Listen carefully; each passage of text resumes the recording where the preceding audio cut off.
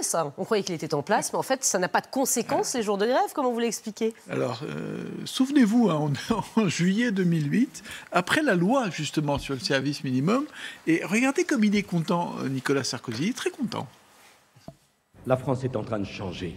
Elle change beaucoup plus vite et beaucoup plus profondément qu'on ne le croit. Désormais, quand il y a une grève en France, personne ne s'en aperçoit. Alors ça risque... C'est vrai, on s'en aperçoit pas. Ça risque de changer jeudi. Alors pourquoi il est content? Eh bien, le président, il annonce devant 2004 de l'UMP que grâce à sa loi sur le service minimum, eh bien, les grèves des mois précédents n'ont pas eu d'impact sur les Français. Sauf que cette loi, en réalité, elle n'instaure pas le service minimum. C'est faux. La loi de 2007, elle instaure juste des règles sur le dialogue social. Et on va les voir. Elle prévoit concrètement deux choses. Un, l'obligation pour les salariés grévistes de se déclarer au moins 48 heures à l'avance, l'obligation pour les entreprises concernées, là en l'occurrence ça sera la SNCF et la RATP, d'informer les passagers sur les perturbations 24 heures à l'avance pour leur permettre de s'organiser. Alors ça marche dans certaines conditions. Si la grève n'est pas très suivie, eh bien à la SNCF par exemple, on va réquisitionner des cadres pour faire rouler les trains. Mais si tout le monde fait grève, si vous avez 80% de grévistes, ça ne marche plus.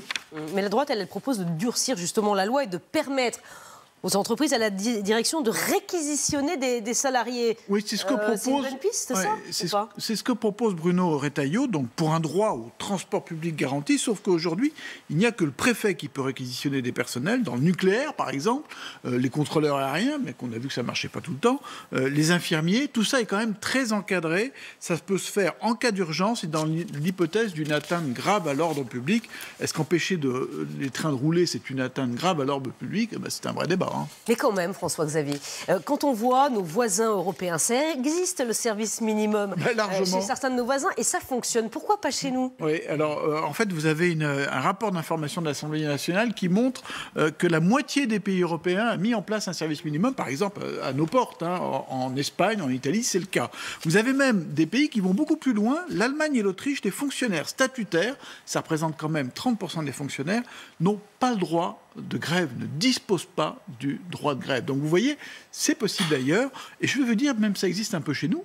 Ça existe par exemple sur l'école. C'est Xavier Darcos qui a imposé le service minimum. C'est-à-dire que quand vous avez plus de 25% de grévistes dans les écoles, eh bien les communes sont obligées d'assurer un service minimum d'accueil.